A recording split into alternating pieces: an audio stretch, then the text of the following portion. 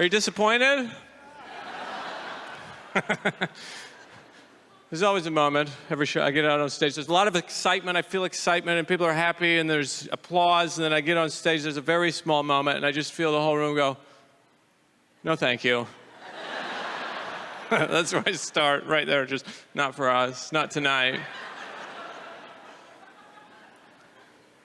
You're the only people I've talked to today, basically. I mean, really talk to, you know? We don't talk anymore, do we? We don't talk, we don't really talk, we message. Do you feel pressure as an adult in an adult society to communicate like a 14-year-old girl? I'm so sick of it. Every time I send out a smiley face, there's a voice in the back of my head that goes, you're not a man anymore. I thought you were a man. If I send a smiley face to another man, I hate myself for 10 days. I get a smiley face back from that man, I collapse. I don't know what to do. We have ruined exclamation points, have we not? They're done. People send like 4, 6, 8 exclamation points. It's like, there's no scale, it's just one. One means excitement, that's all it is.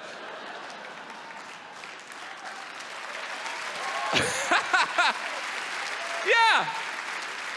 If I send one exclamation point now, I feel like people go, is this sarcasm? I don't know what this is.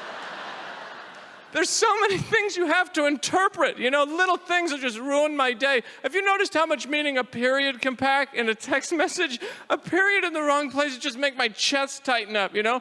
You want to go to dinner? No. Period. All right.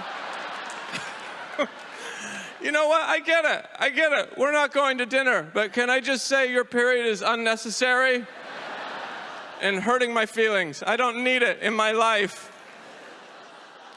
I'm from Idaho, and that is a typical reaction. I look like where I'm from, don't I? Even in Canada, I look like I'm from Idaho. I mean, you don't look at me right away and go, that guy's from Idaho. But when I say I'm from Idaho, everybody goes, that makes sense.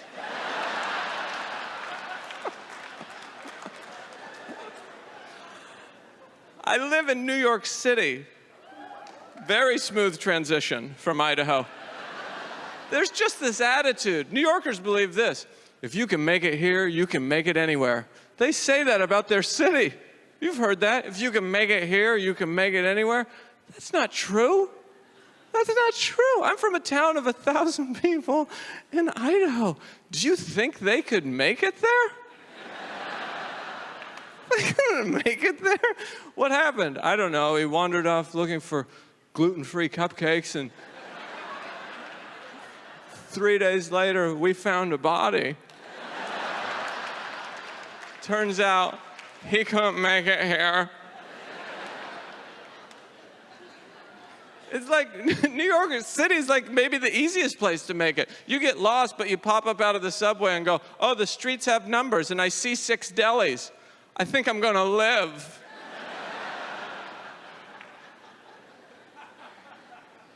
First time I was on the train in New York City, I saw this guy wearing cat-eye contact lenses. He wanted to look like a cat.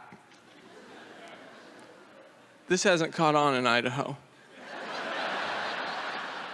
You know, nobody in Idaho gets up in the morning and goes, oh, it's a cat day, right?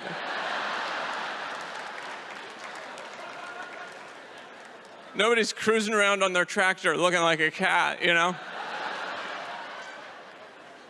This guy's very into it, and nobody cared. That's what really blew my mind. Nobody cared. I just want to go, this is a person, everyone. You're being fooled. I don't know why I'm the only one who sees through this.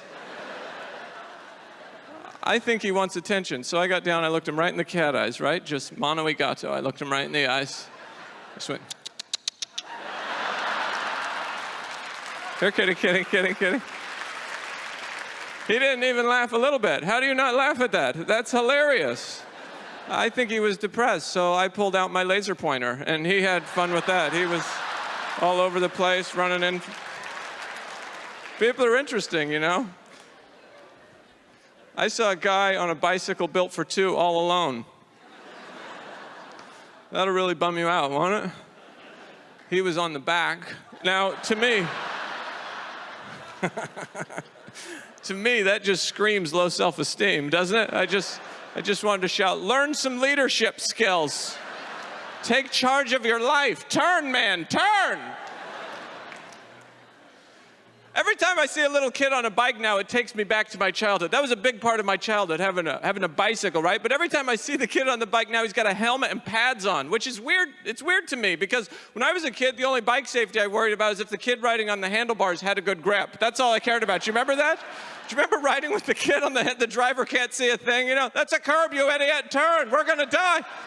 Next thing you know, you're laid out on the street, take a handlebar right in the gut. Do you remember that pain? Do you remember just, someone help me get my mom. I can't breathe, I'm gonna die. Don't you think it's weird as adults, we never get the wind knocked out of us, but as kids, 4 times a week maybe? I mean, if I got the wind knocked out of me today, 99% sure I'm calling 911. I'm almost certain, get some poor operator on the phone, 911. I can't breathe, I don't know. I just felt like I was yelling, and I'm gonna,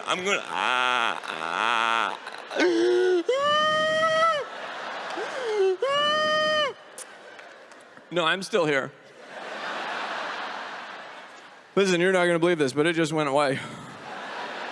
Yeah, I'm gonna be fine. You can go ahead and cancel that. I'm gonna go do some laundry. Do you remember this? Do you remember the handlebars after the accident? They would never work right after the accident. Every time you try and take a corner, it'd be like, oh no, nothing happened, right?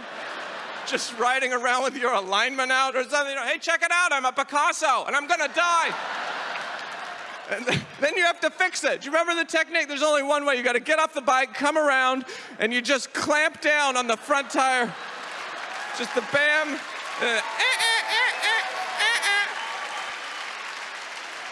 Thank you very much. I really appreciate it. Thank you.